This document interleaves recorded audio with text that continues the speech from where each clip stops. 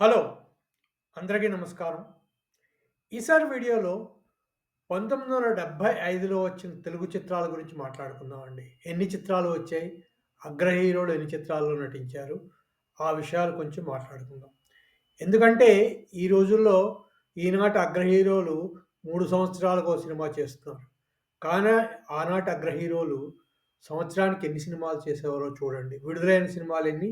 వాటిలో అగ్ర హీరోల సినిమాలెన్ని? ఆ విషయాలు కొంచెం తెలుసుకుందాం. 1975లో విడుదలైన చిత్రాలు మొత్తం చిత్రాలు 66 అండి. అందులో ఆ ఏడాది బ్లాక్ బస్టర్‌గా నిలిచిన చిత్రాలు 3.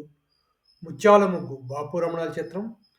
'సోగ్గాడు' డి. రామానాయుడు గారు, శోభన్ బాబు గారితో నిర్మించిన చిత్రం. తర్వాత 'స్వర్గం నరకం' దాసరి నారాయణరావు గారు కొత్త నటులతో తీసిన చిత్రం. ఈ 3 సూపర్ డూపర్ బ్లాక్ బస్టర్ చిత్రాలుగా చెప్పుకోవచ్చు 1975 సంవత్సరానికి. ఇకపోతే 'అక్కినేని నాగేశ్వరరావు' గారు ఆ ఏడాది ఏ చిత్రాల్లోని నటించినవి విడుదల కాలేదు. ఎందుకంటే 'అక్కినేని నాగేశ్వరరావు' గారు అమెరికాలో బైపాస్ సర్జరీ చేసుకొని వచ్చిన తర్వాత ఇంకా సినిమాలేవి అప్పటికి షూటింగ్ పూర్తి కాలేదనమాట. అదే సంవత్సరంలో 'అక్కినేని నాగేశ్వరరావు' గారు తనకి హైదరాబాద్‌లో స్టూడియోలు దొరకకపోవడం వల్ల 'మహాకవి క్షాత్రేయ' షూటింగు మైసూర్‌లో జరుగుతూ ఉండగా, ఒక పక్క తన స్టూడియో 'అన్నపూర్ణ స్టూడియోస్' నిర్మాణం మొదలెట్టి ఆ పనులు చూసుకుంటూ ఉండేవారు. 1975లో 'అక్కినేని నాగేశ్వరరావు' గారి గురించిన విశేషాలు అవన్నమాట.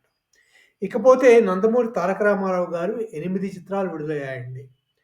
ఈ 8 చిత్రాల్లో 5 చిత్రాలు 100 రోజులు పైగా ఆడాయి. ముఖ్యంగా ఈ సంవత్సరం నందమూరి వారి ఇమేజ్ చేంజ్ చేయడానికి ప్రయత్నాలు బాగా జరిగాయి. ఇందులో మొట్టమొదటి హిందీ రీమేకుల్లో 'అన్నదమ్ముల అనుబంధం' చిత్రం. ఇది 'యాదోం కి బరాత్' అనే హిందీ చిత్రానికి రీమేక్‌గా వచ్చింది. అలాగే వైజయంతి మూవీస్ అశ్వని దత్ గారి మొట్టమొదటి చిత్రం 'నందమూరి తారక రామారావు' గారితో కె. బాపయ్య గారి దర్శకత్వంలో వచ్చిన చిత్రం 'ఎదురులేని మనిషి'. ఈ చిత్రంలోనే రామారావు గారికి చాలా మేకప్పు లోని తర్వాత స్టైల్ ఆఫ్ స్టైలింగ్‌లోని అంటే తన డ్రెసెస్ వాటిలో కూడా చాలా చేంజెస్ చేసి బాపయ్య గారు కొత్త రకంగా చూపించారు. వీటిలోనే నందమూరి తారక రామారావు గారి స్టెప్స్ కూడా మొదలయ్యాయన్నమాట. ఈ 2 చిత్రాలు కూడా 100 రోజుల చిత్రాలే. అలాగే నందమూరి తారక రామారావు గారివి మిగిలిన 100 రోజుల చిత్రాలు 'శ్రీ రామాంజనేయ యుద్ధం', 'సంసారం', 'తీర్పు' తర్వాత ఈ 3 కూడా 100 రోజులు ఆడిన చిత్రాలు నందమూరి తారక రామారావు గారియి. ఆ తర్వాత చూసుకుంటే ఎలాగా చెప్పుకున్నాం కదా! ఇద్దరు అగ్ర హీరోల్లో అక్కినేని నాగేశ్వరరావు గారి సినిమాలు లేవు. తర్వాత రామారావు గారి చిత్రాల గురించి మాట్లాడుకున్నాం. తర్వాత వీరిద్దరి తర్వాత 1975 నాటికి స్టార్ స్టేటస్ తెచ్చుకున్న ముగ్గురు నటులు శోభన్ బాబు, కృష్ణ, కృష్ణంరాజు. ఇప్పుడు వారి చిత్రాల గురించి చూద్దాం. శోభన్ బాబు గారికి 1975 అచ్చెవచ్చిన సంవత్సరంగా చెప్పుకోవచ్చు. 8 చిత్రాలు విడుదలైతే వాటిలో 6 చిత్రాలు 100 రోజులు పైగా ఆడి ఆయనకి మంచి సక్సెస్ రేట్ ఇచ్చాయి. వాటిలో 'సోగ్గాడు' చిత్రం సురేష్ బ్యానర్ మీద వచ్చి సూపర్ డూపర్ హిట్ చిత్రంగా నిలిచింది.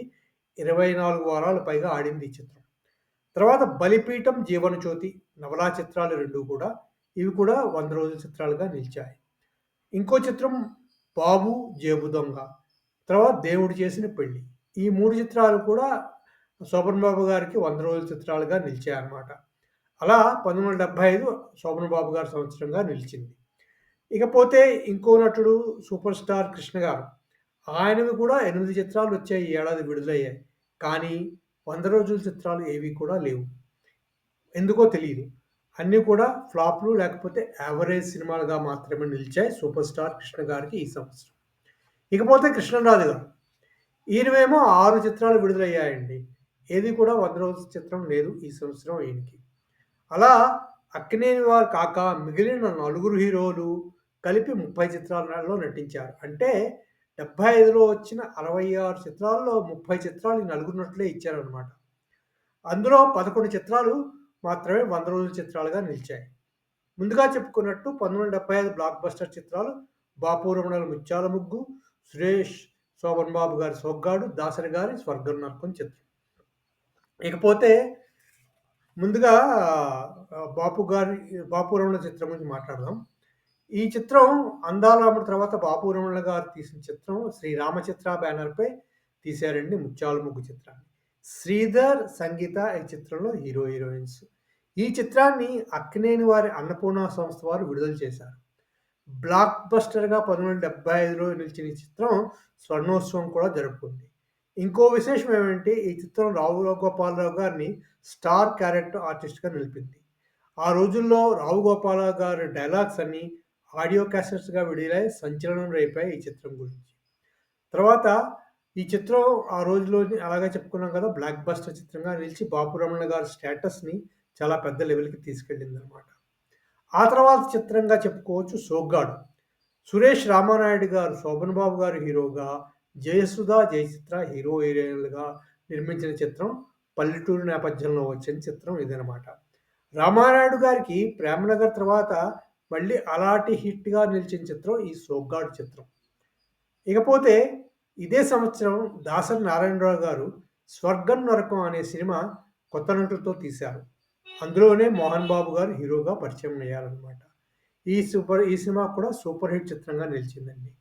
అలా 1975 ఒక స్టార్ హీరోకి, శోభన్ బాబు గారికి, బాపు రమణల ద్వయానికి, నూతన నటులతో చిత్రం నిర్మించిన దాసరి నారాయణరావు గారికి బ్లాక్ బస్టర్ చిత్రాలను ఇచ్చింది.